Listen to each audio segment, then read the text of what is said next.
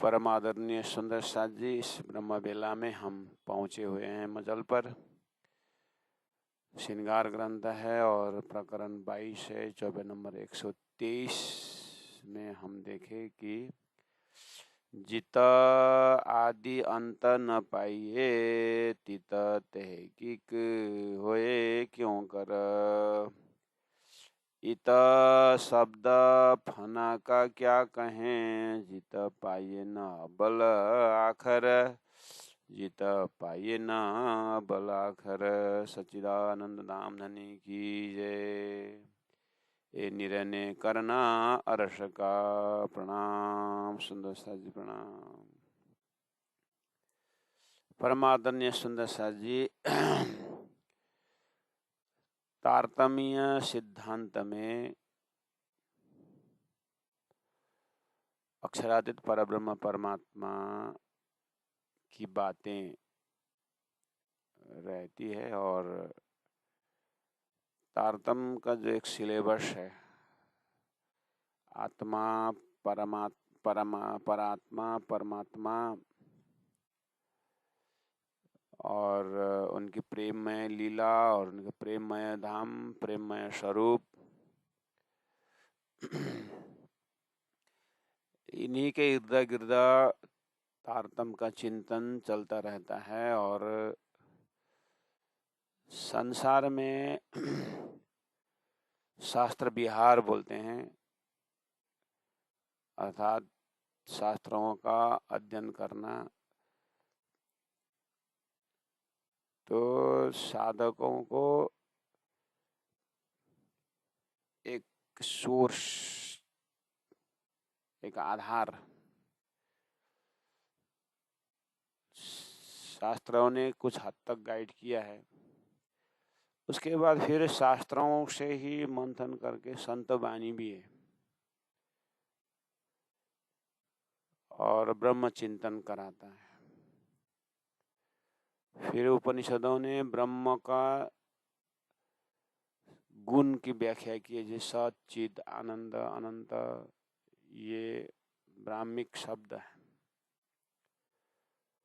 फिर अलग अलग दर्जा के साधक होने से परमात्मा ने फिर अवतार धारण करके भी ब्रह्म लीला को अनुभव कराने की कोशिश की। तो भगवान विष्णु के 24 अवतार, भगवान राम की अवतार, अब राम अवतार कृष्ण अवतार करके उनकी जो लीला से फिर शारीरिक मर्यादाओं को भी शिक्षा दिए। फिर श्री राम उवाच, श्री कृष्ण उवाच, भगवान उवाच, इस तरह से उपदेश संसार में आए। उसको मनन कराते हुए ज्ञानी ज्ञान है। ऐसे रामायण जैसे ज्ञान है और महाभारत ज्ञान, भागवत कृष्ण लीला के ज्ञान। आखिर ये सब संसार में यत्र तत्र व्यापक है। इस लोकेशन में तारतम्य ज्ञान भी है। फिर तारतम्य ज्ञान का विषय वस्तु, तारतम्य ज्ञान के 18,000 चौपाई में संपूर्ण उन्हीं ग्रंथों का सार लिया है। भागवत का महत्व लिया है। अवतारों में कृष्ण अवतार की, और कृष्ण अवतार की लीला में भी ब्रजरास प्रेम की अवतार की इस तरह से चिंतन कराया है।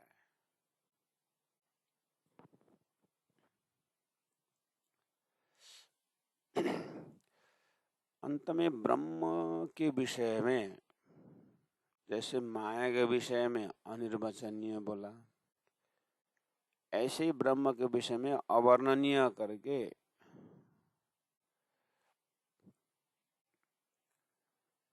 महावीर का भी महावाक्य निर्वाण मुक्ति आत्मा ही सबका आधार है करके, तीर्थंकर का भी, और भगवान बुद्ध को भी देखेंगे तो निर्वाण पद करके वो भी चुप हो गए। अंतिम में ब्रह्म विषय में व्याख्यातित करके छोड़ दिया है। लेकिन जो उन्होंने बोला तब तक में उन्होंने बहुत साधना और बहुत तपस्या की है। और संसार का जो मोह माया का जो तो सभी बताते हैं कि ये झूठा है, ये इसके भरोसा नहीं है, इसका अस्तित्व नहीं है, ये तो सब बताए। लेकिन अस्तित्ववान क्या है? तो ये अस्तित्वहीन है तो ब्रह्म है। तो ब्रह्म के विषय में भी कोई बोलते हैं ब्रह्म के विषय में जितना मौन रहो उतना फायदा है।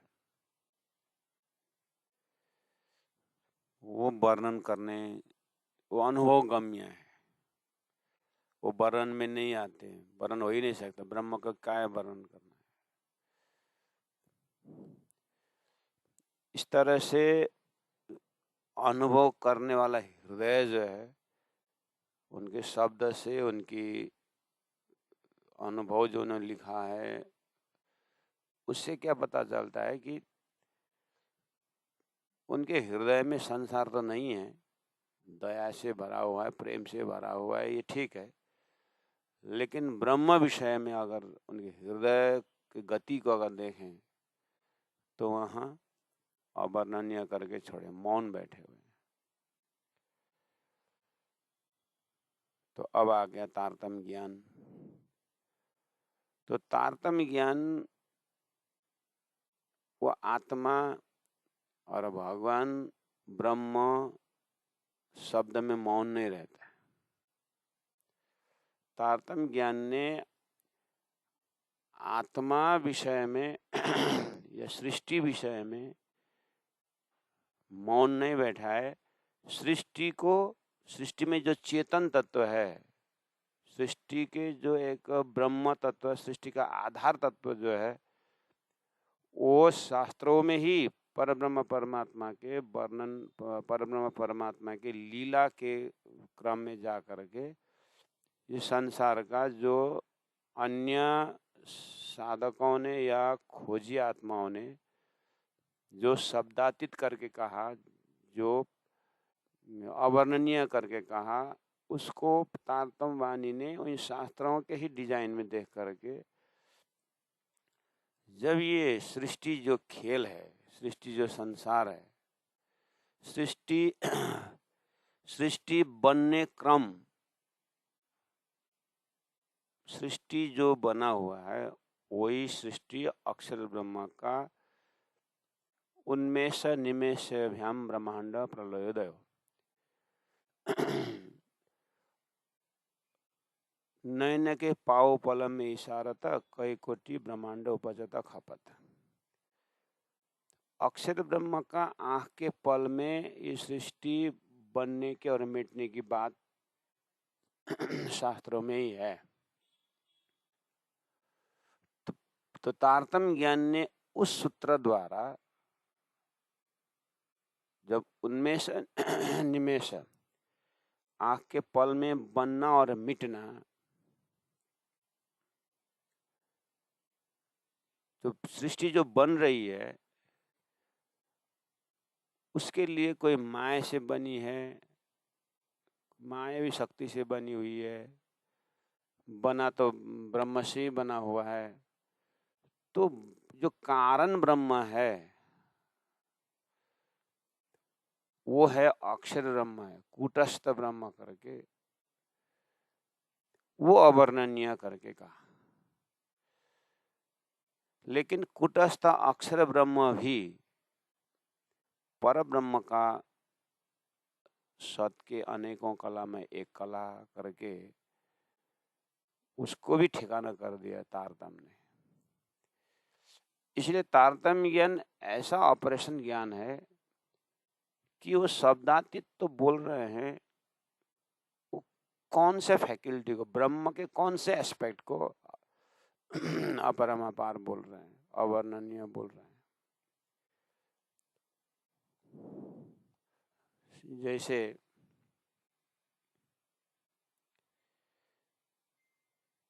100 पैसा से 1 रुपया बनता है।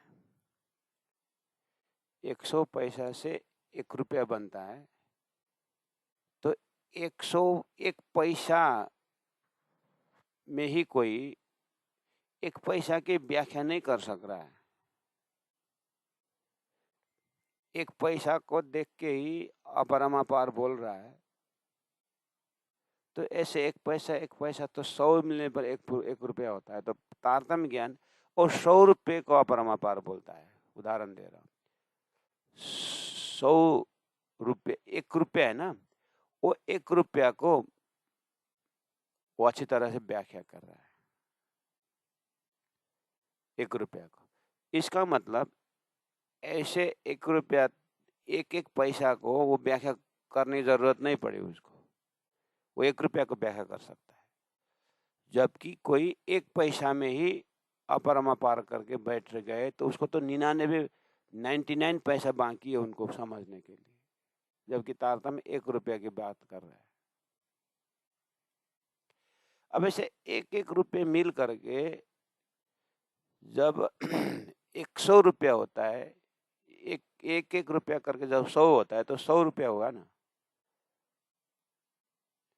अब कोई 1 रुपया का व्याख्या कर पा रहा है, लेकिन 1 सिक्का का 1 रुपया का, तो उसको 100 रुपये तो उसके लिए दिमाग में नहीं आएगा।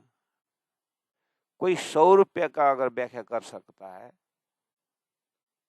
100 रुपये विषय में जानता है, 100 व्याख्या, उसका मतलब वो 100 रुपये डायरेक्ट 100 रुपये के विषय में बोल रहा है, तो उसके पास 99 रुपीज भी उसके अंदर समावेश हो गया है।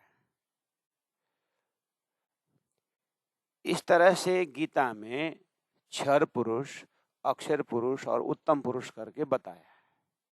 तारतम्य बानी जो उत्तम पुरुष अक्षरात परतः पर करे अक्षरातीत करके कहा है, वो जो लक्ष्य दिया हुआ है तारतम्य बानी में, परब्रह्म परमात्मा अक्षरातीत ने स्वयं अपनी लीला, अपनी स्वरूप, अपनी घर की बातें की है। उनके अक्षरातीत के विषय में तो जैसे अभी दिया उदाहरण, पैसा पैसा पैसा, 100 पैसा 1 रुपये, रुपया रुपया रुपया रुपया 100 रुपये, और 100 हजार, कम से कम इतना भी अगर दिमाग में रखें तो तारतम्य बानी तो 1000 की बात करते हैं ना। तारतम्य बानी 1000 अर्थात परब्रह्म परमात्मा के धाम स्वरूप लीला सब बात करने के बाद जिता आदि न अंत पाइए तित तहकीक होए क्यों करा।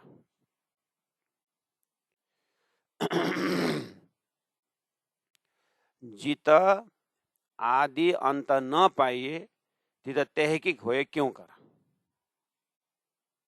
यहां से उस ब्रह्म का आदि अंत न होने की बात जो कर रहा है।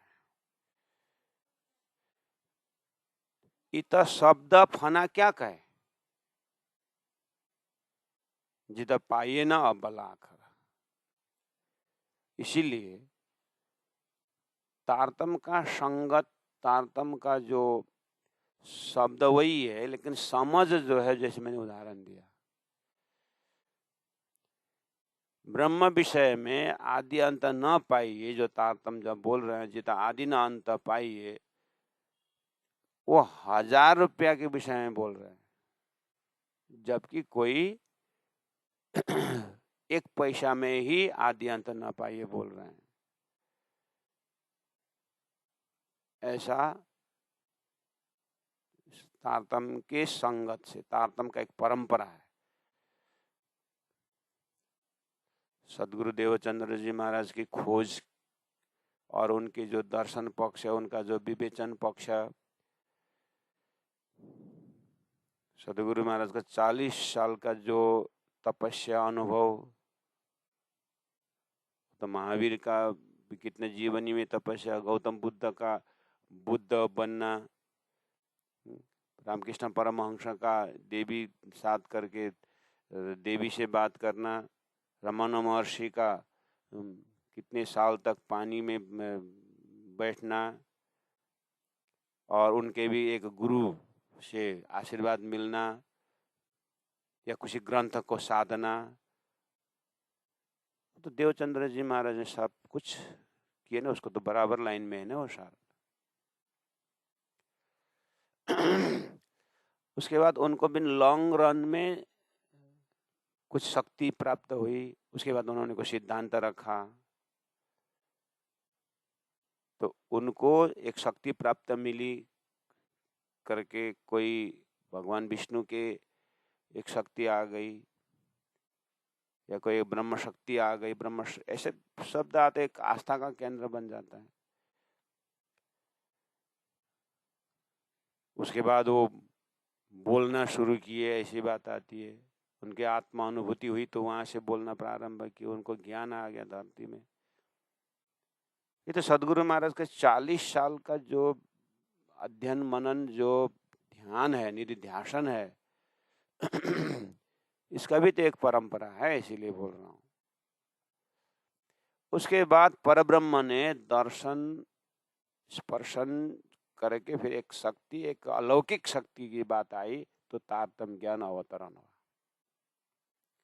और तारतम्य ज्ञान स्वयं सृष्टि के महानायक, सृष्टि के महाकारण परब्रह्म परमात्मा का स्वरूप ही तारतम्य ज्ञान है।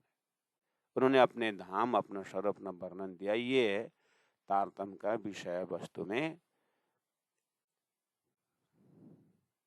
वो कोई ऐसा बीच में से फटाक से पढ़ करके कोई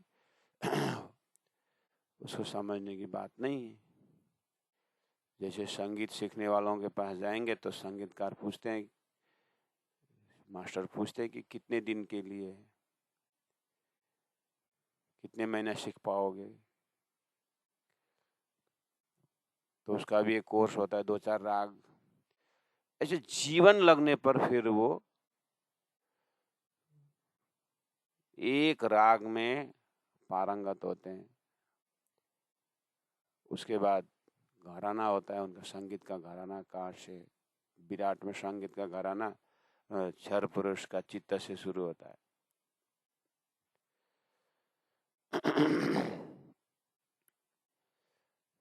तो प्यारे सुंदर साथ जी, तारतम्य के सूत्र से जा करके परब्रह्म परमात्मा का धाम स्वरूप लीला में पहुंचने के बाद जीता आदि अंत न पाइए, तीत तहकीक होए क्यों कर, वो कैसे परम धाम का वर्णन करूं। इत शब्द फना का क्या कहे। यहाँ जो सृष्टि का जो शब्द है, ये शब्द झूठा का है। जित पाइए न अबलाखर, ये संसार के शब्द से शुरू या अंत नहीं मिलता है।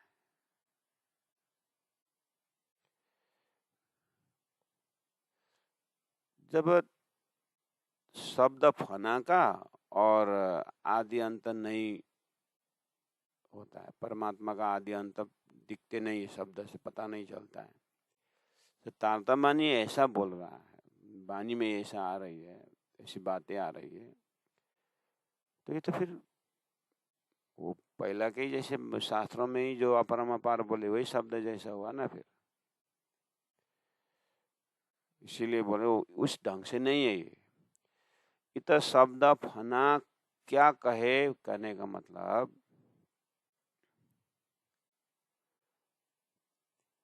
वही दृष्टांत ले आना कि सृष्टि ही स्वप्निक दृष्टांत है, सृष्टि स्वप्न है। तो स्वप्न में जो भी चीज आता है जागृत से आता है। इसलिए हम सिंपल उदाहरण देते हैं, स्वप्न में माँ करके चिल्लाए, तो जो माँ शब्द जो आया है वो जागृत से आया है। और स्वप्न का जो माँ शब्द है, जितना भी 1000 बार माँ बोलो, लेकिन स्वप्न में जो उच्चारण हो रहा है माँ, वो जागृत में कोई नहीं सुन रहा है।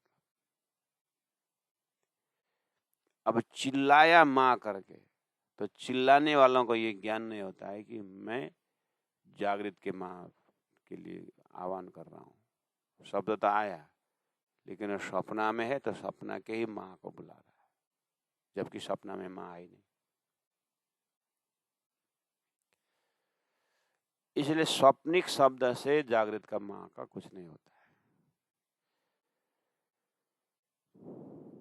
ये झूठा है, वो सच्चा है। तो ऐसे टेक्निक से ये संसार चल रहा है। चिल्लाने वाले चिल्ला रहे हैं, उपदेश देने वाले दे रहा है, सुनने वाले सुन रहा है, ब्रह्म विषय में बातें हो रही है, ध्यान करने वाले कर रहे हैं, चिंतन करने वाले कर रहे हैं। एक समझा रहा है, एक सुन रहा है। प्राण जी बोल रहे हैं, ऐसा लग रहा है कि एक लंगड़ा है, एक अंधा है। सुनने वाला सुन भी रहा है और सुनाने वाला सुना रहा है। दोनों को अनुभव गम में भी बोल रहे हैं। तो ग्रंथ में प्राण जी ने पूरी इस तरह से फैसला किया है। बोलने वाले भी बोल रहा है, इसलिए प्राण जी बोल रहे हैं। लेकिन सृष्टि सपना है तो जागृत का है। आप ही आपके मुख से बोल रहे सृष्टि सपना है, तो सपना है तो आप जो भी बोल रहे सपना में नहीं बोल रहे हो। ऐसा तो नहीं हो रहा है। जब सृष्टि सपना का है तो आप भी तो सपना के अंदर बोल रहे हैं, तो जागृत कहाँ है? तो उनको बोलना पड़ा, सपना है लेकिन यही ब्रह्म है। तो ब्रह्म व्याप है वो। ये शंका ऐसे आती रहती है, शंका को छोड़ो, ब्रह्म रहेगा, सत्य रहेगा, ऐसे शब्द है। इसलिए सत्य, अब इसमें इसलिए संप्रदाय बात बोलोगे तो तुम अधूरा रहोगे। तुम खाली ब्रह्म विषय में बोलो, ब्रह्म सच्चिदानंद है और वो ब्रह्म तुम ही हो। इस तरह से भी मुख मर्दन कर दिया है। तो प्राण जी पूछते हैं, तारतम पूछता है, ठीक है मैं ब्रह्म हूँ, लेकिन शास्त्र में ये भी संकेत है कि ब्रह्म और ब्रह्म धाम एक ही क्वालिटी का है, एक ही गुण वाले हैं। ये भी तो संकेत है। और मैं ब्रह्म हूँ तो ये शरीर भी तो ब्रह्म हुआ, ब्रह्म धाम हुआ। मैं कहाँ बैठा हूँ? बाह्य अभ्यंतर हजा का अर्थ क्या है? क्या है इसका अर्थ? बाहर भी अंदर भी एक ही क्वालिटी वाला है। बाहर अंदर क्या? तो कुल मिलाकर के प्राण जी भी यहाँ बोल रहे हैं, इत शब्द फना का क्या कहे? झूठा शब्द क्या कहेगा? जित पाइए न अबल आखर। देखिए तो, लेकिन सपना का माँ शब्द से अब्बल आखर नहीं मिला, लेकिन जगने के बाद भी तो एक माँ का अब्बल आखर है।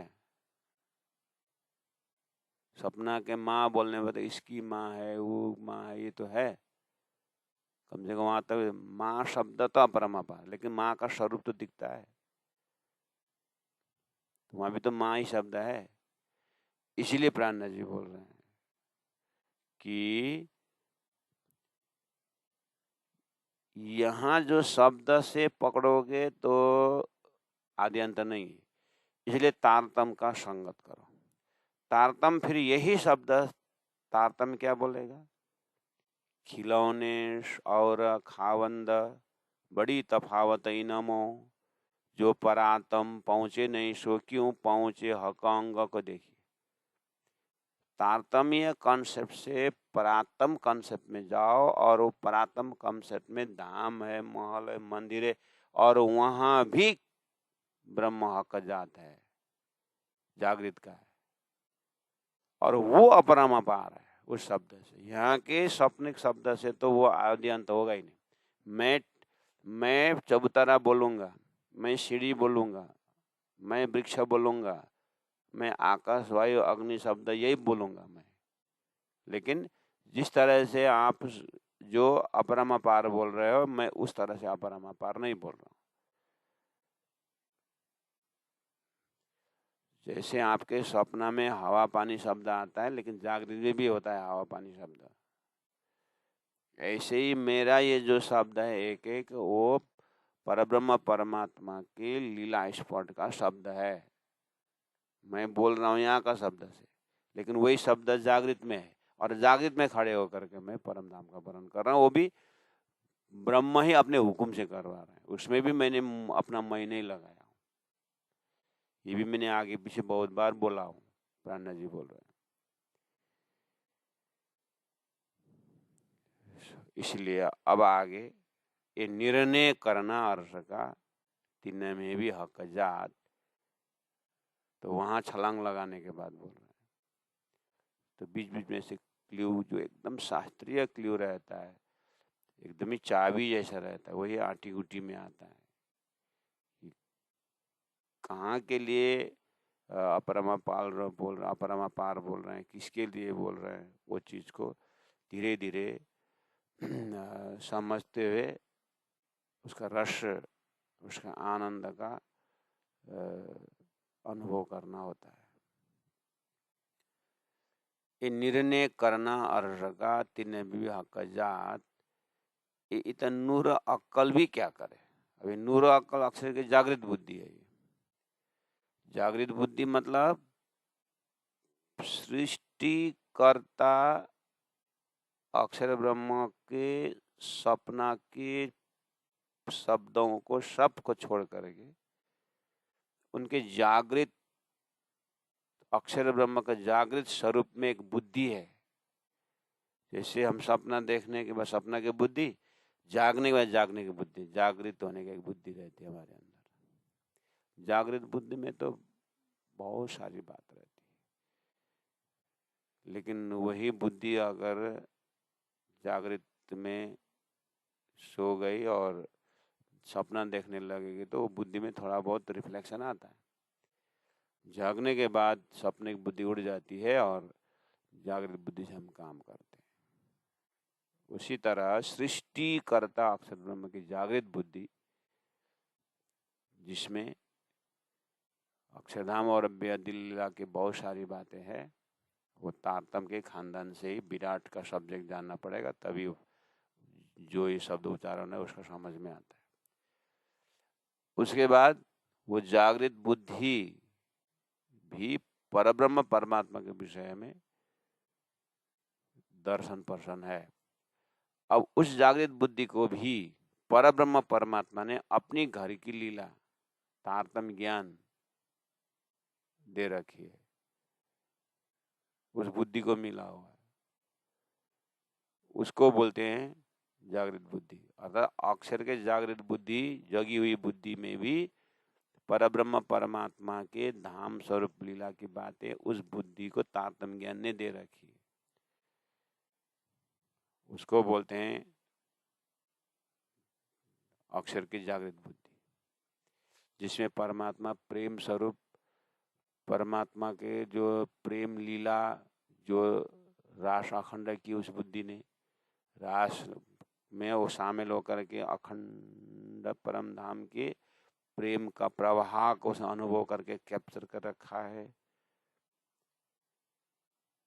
तो उसको तारतम ज्ञान ने कुछ वर्णन किया है और संसार में वो परोस के दिया हुआ है। वो तारतम, वो जो बुद्धि अक्षर ब्रह्म, अक्षरातीत के परब्रह्म परमात्मा धाम के महल मंदिर, वहाँ के लीलाओं की व्याख्या की है, इसी में है ना, वो वाणी के अंदर ही है वो वर्णन।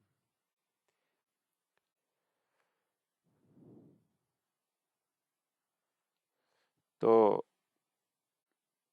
इस तरह से प्रयास करके रखा हुआ है। यानी इस लिटि में क्या बोल रहे हैं,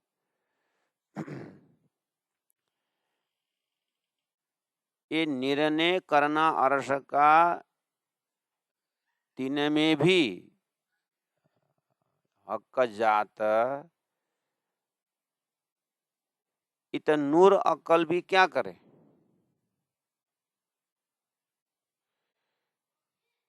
इत नूर अक्ल भी क्या करे, मतलब जागृत बुद्धि भी,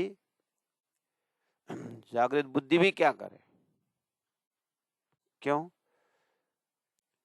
जागृत बुद्धि और लुदनी यानी तारतम ज्ञान, जागृत बुद्धि और तारतम्य ज्ञान को आप ऐसे समझें, गुरु शिष्य जैसे। तारतम्य ज्ञान तो राजी स्वरूप हो गए, राजी की हृदय ही तारतम्य है। तो सत के अनेकों कला में एक कला अक्षर ब्रह्म। इसका मतलब अक्षर ब्रह्म में भी राज्य का परब्रह्म परमात्मा का अक्षरातीत का अंकुर तो है। सत के अनेकों एक कला, लेकिन तारतम्य ज्ञान तो तारतम तो सचित आनंद पूर्ण ही है, वो तो सच्चिदानंद पूर्ण ही है। जब भी अक्षर अक्षर के बुद्धि, वो तो सत के अनेक कला, कला में एक कला है। उस बुद्धि को तारतम्य ज्ञान ने ज्ञान दे करके, जानकारी दे करके उनका परिचय, परब्रह्म परमात्मा अपना परिचय दिए। तो परिचय पा करके वो ब्रह्म के विषय में, परब्रह्म के विषय में बताना शुरू किए। इसलिए बहुत कुछ बताया है, लेकिन जागृत बुद्धि जितना भी बताए संसार के लिए तो बहुत कुछ बताया, लेकिन परम धाम के ही विषय में तो कितना बता पाएगा। संसार के लिए तो जागृत बुद्धि असराफिल शोर फूकेगा, एक शोर में संसार खत्म कर देगा, दूसरे शोर में सबको मुक्ति देगा। संसार के विषय में तो जागृत बुद्धि बहुत बड़ा शक्ति है, तारतम्य ज्ञान है, इससे बड़ा कोई ज्ञान है ही नहीं ब्रह्म निरूपण के विषय में। लेकिन तारतम्य ज्ञान तो साक्षात राज्य स्वरूप है। अब राज्य स्वरूप भी, राज्य स्वरूप चिदघन स्वरूप, राज्य के आनंद स्वरूप श्यामा जी 12,000 ब्रह्म आत्मा है। इंद्रावती आत्मा को उस मूल मिलावा का स्वरूप तो निज बुद्धि है, वो तो डायरेक्ट राज्य के आनंद स्वरूप है। तो स्वयं तारतम्य ज्ञान राज्य का स्वरूप भी अपने ही ब्रह्म लीला की व्याख्या जब करने लग जाती है तो वो वहीं डूब जाती है, वो वर्णन नहीं कर सकते। इसीलिए ब्रह्म के लीला विषय में, ब्रह्म धाम के विषय में चिंतन करते हुए श्रृंगावती आत्मा की जो रूहानी यात्रा जब होती है तो इतने डूब जाती है कि अपरम अपार अपरम, चाहे मेरे के एंगल से हो, कृपा के एंगल से, दया के एंगल से हो, चाहे ज्ञान के एंगल से, चाहे वायदत के एंगल से हो, चाहे खुशबू के एंगल से, चाहे नूर के एंगल से हो, कहीं से भी परब्रह्म के विषय में जहां वर्ण जिसमें वर्ण करो वहीं डूब जाते हैं, पूरी तरह वर्ण होता नहीं। वो फिर परमात्मा ही कृपा करके स्वयं कुछ बताने की चेष्टा करते हैं, फिर वो कितना बता पाएंगे। इसीलिए यहाँ पर विवेचन निरूपण कर दिए कि तो नूर अकल भी क्या करे, जागृत बुद्धि भी क्या, जीता लुदनी गोते खाए, जहाँ तारतम्य ज्ञान ही गोता खा रहा है, यानी वर्णन करना मुश्किल हो रहा है। जबकि नूर अकल धरती के लिए सब कुछ है, लेकिन परम धाम वर्णन करने में या राज्य के प्रेम लीला वर्णन करने में वो भी एक साक्षी ही रहती है, जागृत बुद्धि भी। उसी भी परे तारतम्य ज्ञान स्वयं राज्य के अपने हृदय की जो भाव दशा है वो भी गोते खाए।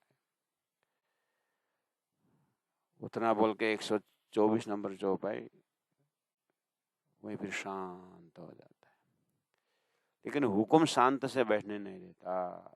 तारतम्य ज्ञान का फ्लो 125 नंबर चौपाई में कहा, जबेर पैदा जिमिया से सो भी नहीं कया रस में, 14 तबक उड़ावे अरस कंकरी तभी बोलना नहीं ताथे, ऐसी समस्या है। जबेर पैदा जिमिया से, जब मैं धाम के राज्य की हृदय और परम धाम की जो आनंद, फिर वहाँ से राज्य के आनंद, फिर श्यामा जी राज्य का नूर, श्यामा जी, फिर परम धाम के ब्रह्मात्माओं, और ब्रह्मात्माओं का जो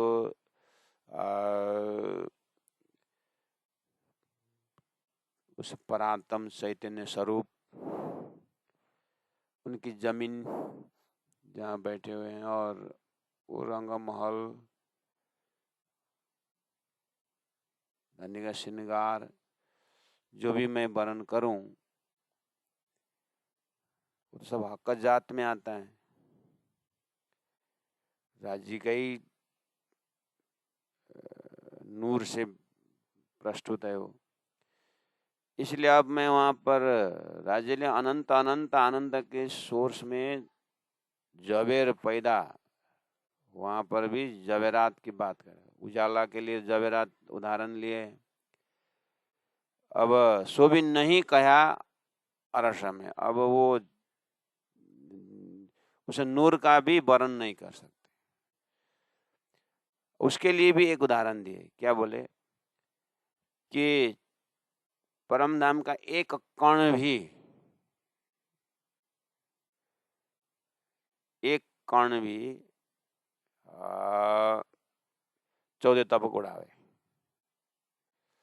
14 लोग बोलने के बाद तो संपूर्ण ब्रह्मा विष्णु महेश का धाम भी, शक्ति भी इसी में है ना। शेष नारायण से लेकर के जितने भी स्वर्ग वैकुंठ अभी तक का जो ऊर्ध्व गच्छन्ति सत्वस्थात से लेकर के संपूर्ण शास्त्र वेद पुराण, आनंद का भंडार, अति भंडार, ब्रह्मई, सब कुछ तो है 14 लोग। अब उसको जब हम ब्रह्मधाम, ब्रह्म स्वरूप, ब्रह्म लीला करके बोलते हैं, वो ब्रह्म का तारतम्य है। ये नूर अकल भी क्या करे हुए, ये नूर से इतना व्याख्या हुआ है, यानी तारतम से इतना व्याख्या, जागृत बुद्धि से व्याख्या हो गई कि वो जागृत का एक कण धूल भी 14 लोग नाश कर देता है। अब ये धूल का भी, कण का भी, ये 14 लोग के सामने में तो वो धूल क्या बोलेंगे, अपरमापार, शब्दातीत। जबरात में ही ऐसा ही। अब उस धाम के जबरात को, ब्रह्म के जबरात को राज्य का आभूषण बनाऊं, तो उसमें अब 14 लोग का कौन सा दृष्टांत दे करके उस आभूषण के प्रकाश की बात करूं, नूर की बात करूं, अस्तित्व की बात करूं? समस्या ये है। कुल मिलाकर के ब्रह्म शक्ति की व्याख्या, ब्रह्म धाम की व्याख्या, अपरमापार तो बोलना ही पड़ा ना अभी भी, लेकिन प्राण जी बोल रहे हैं फिर तो वही समस्या। जब मैं ब्रह्म धाम का अपरम बोलूं तो वो फिर स्वप्न के बुद्धि ले करके, हाँ स्वर्ग भी तो अपरमापार, ब्रह्म अपरमापार, तेरा स्वर्ग अपरमापार, तेरा स्वर्ग तो मेरा अपरमापार वाला धाम का एक कौन से उड़ा चुका हूँ, और काय का अपरमापार।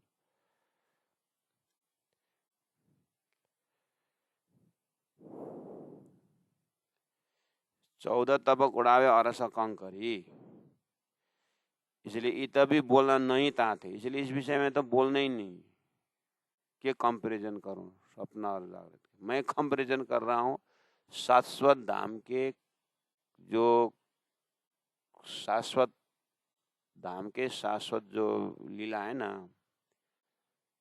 जो कण है ना, हीरे मोती जवेरात, वो भी नाम बोलते जड़ से लगता है, वो जड़ नहीं है। थीरे का और समय सचेतन अपरवान।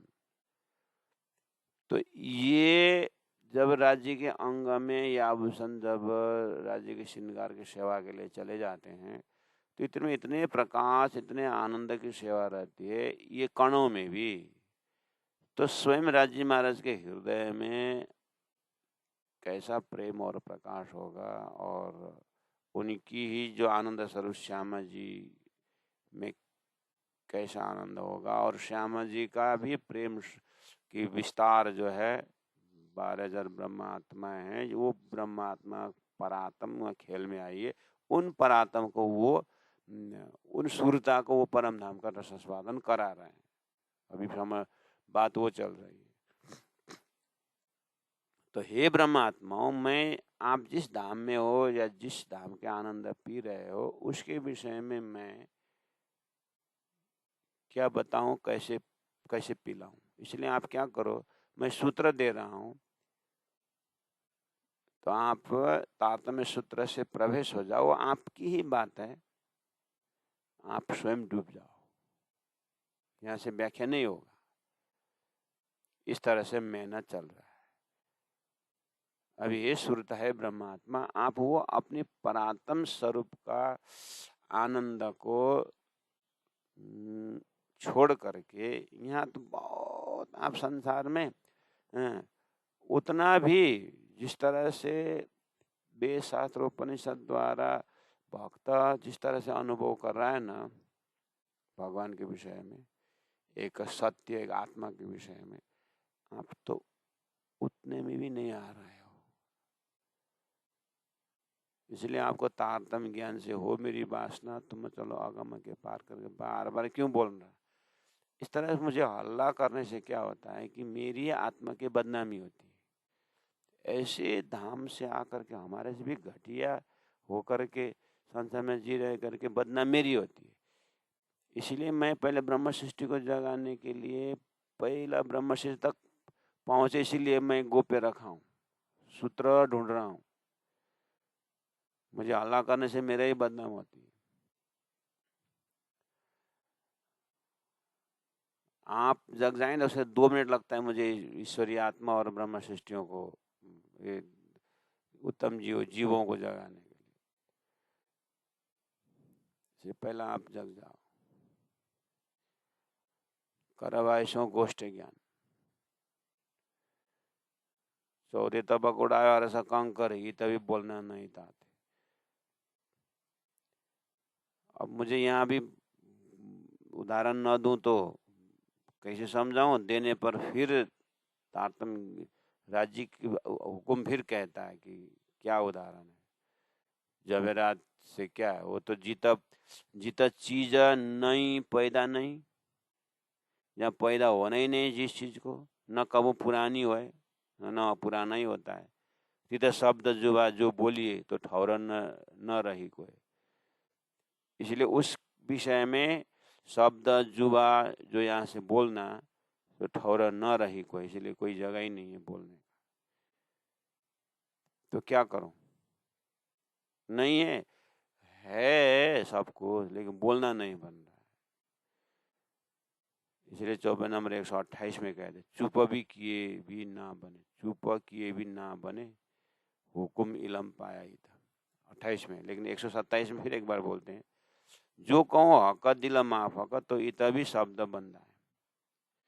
हक का दिल, राज्य के दिल से बोल रहा हूँ, राज्य का दिल बोल रहा है, बोलो तो भी, तो इतना भी शब्द बंदा है। यहाँ भी शब्द से ही लाना पड़ता है। वो शब्द का, राज्य का दिल तो शब्द का खजाना है, वहां से भी शब्द में लाने पर फिर छोटा बन जाता है। ताथे अरसा बारीकियां सो किसी विद कही न जाए। ताथे इसलिए अरस बारीकियां, ये परम धाम की बारीकी जो है किसी भी विद कही न जाए, किसी भी हालत में वर्णन नहीं हो रहा है करके प्राण जी वहां सुरता चढ़ा करके बोल रहे हैं।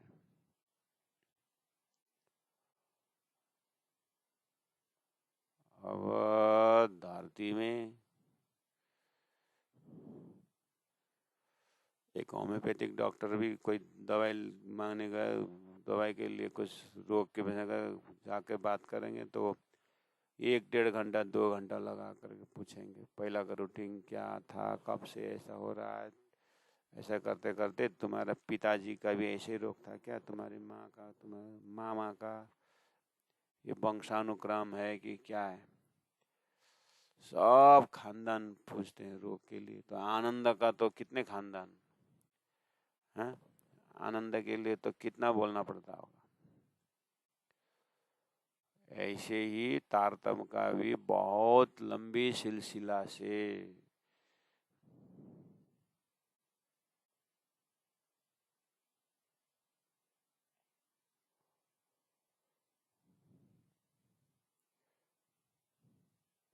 इसमें एक चीज